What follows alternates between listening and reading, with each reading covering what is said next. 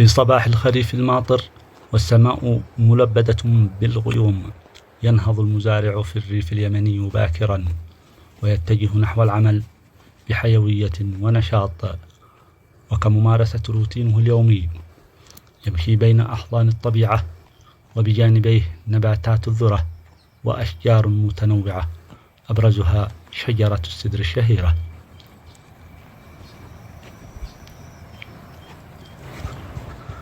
وهناك يستمتع إلى أنغام الطيور المغردة وأصوات احتكاك أوراق النباتات مكونة له قطعة موسيقية طبيعية تطرب الآذان.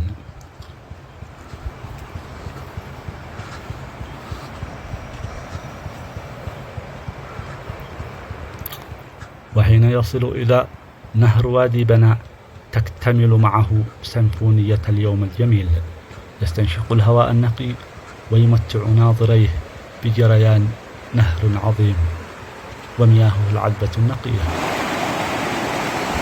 وفي الظهيرة يعود إلى المنزل يرتاح باله. إنه الريف اليمني الجميل.